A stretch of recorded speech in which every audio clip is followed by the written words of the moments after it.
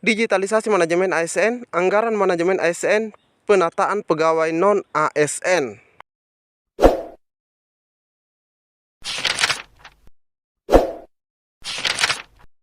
Bismillahirrahmanirrahim. Assalamualaikum warahmatullahi wabarakatuh. Di video kali ini admin kembali berbagi informasi terkait PP ya, atau peraturan turunan dari Undang-Undang Nomor 20 Tahun 2023 tentang aparatur sipil negara. Jadi buat teman-teman semua yang lagi menonton video ini, silahkan disimak videonya dengan baik, jangan di skip agar tidak salah dalam memahami informasi yang admin bagikan ini. Jika ada suara-suara berisik, abaikan saja rekan-rekan ya. Oke, kita lanjut saja ke info intinya. Oke, informasi kita dapatkan dari media gpnn.com, di mana diinformasikan bahwa 21 hal penting di PP Manajemen ASN atau peraturan turunan, teman-teman ya. Penentu honorer jadi P3K part-time atau full-time alias penuh waktu. Jika dilihat di sini informasinya 12 November atau per hari ini, teman-teman ya. Implementasi Undang-Undang Nomor 20 Tahun 2023 tentang ASN masih harus menunggu terbitnya beberapa peraturan pemerintah atau PP yang mengatur lebih lanjut 23 substansi di Undang-Undang ASN terbaru itu. Selain regulasi turunan Undang-Undang ASN 2023 setingkat PP, diperlukan juga 3 peraturan presiden. Jadi ada 3 peraturan presiden, teman-teman ya. Ada 3 peraturan presiden juga yang diperlukan. Ini katanya selain daripada regulasi atau turunan daripada undang-undang tersebut. Undang-Undang ASN 2023 mengamanatkan PP harus sudah terbit paling lama, ingat ya, paling lama 6 bulan sejak undang-undang yang ditunggu jutaan honorer itu diundangkan. Nah, kita sudah dapat informasinya bahwa itu diundangkan pada tanggal 31 Oktober kemarin. Adapun 3 perpres yang juga harus diterbitkan menurut PLT Asisten Deputi Manajemen Talenta dan Peningkatan SDM Aparatur Kemenpan RB, yakni Peraturan Presiden Kelembagaan Kemenpan RB, Peraturan Presiden Kelembagaan BKN, dan Peraturan Kelembagaan LAN atau Lembaga Administrasi Negara. Nah, yang paling ditunggu jutaan honorer tentunya PP Manajemen yang di dalamnya mengatur mengenai pengangkatan non-ASN atau honorer itu sendiri. Terkait dengan pembahasan rancangan PP Manajemen ASN, Kemenpan RB pada 6 November 2023 menggelar rakor penataan manajemen ASN pasca Undang-Undang Nomor 20 Tahun 2023. Saat membuka acara tersebut, PLH Deputi Bidang Sumber Daya Manusia Aparatur Kementerian Pan RB, yaitu Bapak Abbas Subagnya, mengatakan kegiatan tersebut dalam rangka mendapatkan masukan dari instansi-instansi antara lain mengenai penyelesaian masalah honorer. Dia berharap PP Manajemen ASN bisa diimplementasikan di lapangan. Nah, dia berharap, teman-teman ya, dengan adanya masukan dari lintas kementerian dan instansi, maka aturan yang tertuang dalam PP Manajemen bisa diimplementasikan di lapangan. Termasuk apakah konsep P3K penuh waktu dan paruh waktu bisa menjadi solusi enggak? Ini bisa menjadi solusi enggak? Jadi terkait P3K paruh waktu atau penuh waktu itu sebenarnya belum fix ketok palu. Karena di sini masih diminta masukan dari lintas kementerian dan instansi. Jika memang misalnya P3K paruh waktu tidak menjadi solusi, ya pastinya tetap itu adalah penuh waktu, teman-teman ya. Ini disampaikan oleh Bapak Abbas Subagja yang dikutip dari tayangan video di situs resmi Kemenpan RB. Deputi SDM Bidang Aparatur Kemenpan RB yaitu Bapak Alex Denny pernah mengatakan hingga akhir Oktober 2023, kata Alex, pembahasan RPP Manajemen ASN sudah mencapai 70%. Ini juga kita sudah share ya. Per minggu ini sudah 60% hingga 70%. Ini kata Alex saat menjadi pembicara diskusi dialektika demokrasi dengan tema implementasi RUU ASN usai disahkan DPR di Press Room DPR Senayan, teman-teman ya. Substansi PP Manajemen ASN.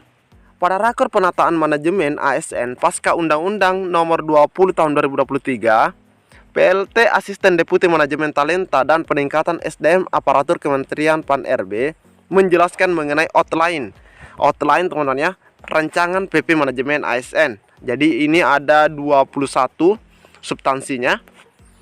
Yang jelas ada ketentuan umum, ada asas, ada nilai dasar, ada kode etik dan kode perilaku, jenis dan kedudukan, terus jabatan, hak dan kewajiban, pejabat pembina kepegawaian dan pejabat yang berwenang, perencanaan kebutuhan. Nah, ini yang diatur juga dalam UPP bagaimana tentang perencanaan kebutuhan ASN itu, bagaimana pengadaannya, terus penguatan budaya kerja dan citra institusi, pengelolaan kinerja, pengembangan talenta dan karir.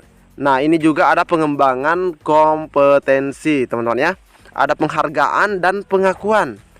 Isinya juga pasti ada pemberhentian. Ada pemberhentian, teman-teman ya.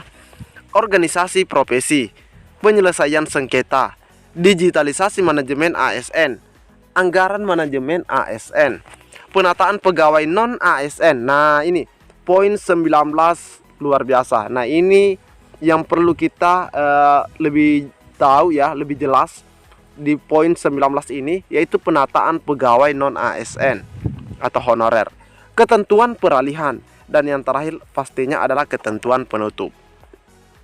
Yudi memberikan catatan bahwa substansi mengenai penghargaan dan pengakuan serta anggaran manajemen ASN dipertimbangkan untuk dipisahkan pengaturannya karena terkait dengan pensiun.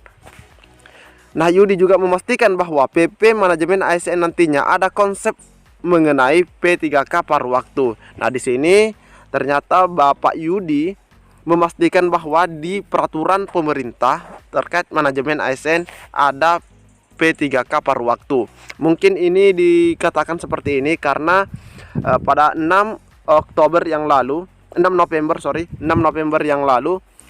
itu dilakukan rapat koordinasi, teman-teman ya, dengan lintas kementerian dan institusi atau instansi, sehingga ada masukan P3K paruh waktu itu bisa menjadi solusi penyelesaian non ASN.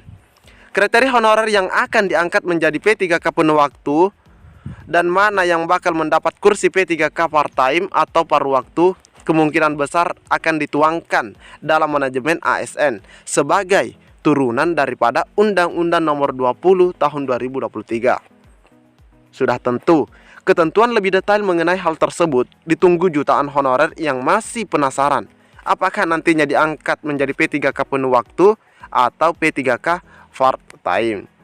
Nah, pada rakor tersebut Yudi Wicaksono mengatakan memang nantinya ada honorer yang diangkat P3K paruh waktu. Namun dia belum menjelaskan secara gamblang mengenai kriteria-kriteria yang akan diangkat menjadi P3K part-time, teman-teman ya. Dia memberikan sinyal bahwa besaran gaji honorer yang diterima selama ini bisa menjadi kriteria pengangkatan. Jelas ya? Nah, ini sudah di-spill ya, sudah ada sinyal bahwa besaran gaji honorer yang diterima selama ini bisa menjadi kriteria pengangkatan. Dia menyebut ini semacam kisi-kisi, teman-teman ya. Kita sampaikan kisi-kisinya dulu. Yang ada saat ini, nanti akan kita perkenalkan konsep P3K paruh waktu tersebut. Yudi lantas memberi contoh. Nah, ini contohnya, misal ada honorer yang honorer yang gaji yang diterima selama ini hanya 600.000, maka nantinya akan diangkat menjadi part-time. Jadi honorer yang gajinya 600.000 nantinya akan diangkat jadi part-time. Jelas, teman-teman ya. Ini kisi-kisinya. Ini sebenarnya sekedar contoh ya. Tapi pasti ada alasan tertentu dari Bapak Yudi ini kenapa angka yang disebut di sini adalah angka 600.000. Oke, teman-teman ya. Tapi nanti kita tunggu info lebih jauhnya. Ketika bapak atau ibu baru bisa memberikan upah sebesar 600.000 misalnya, maka yang bersangkutan itu digolongkan kepada P3K yang bekerja secara paruh waktu. Ini disampaikan Yudi dalam forum Rakornas yang juga dihadiri para sekretaris kementerian atau lembaga.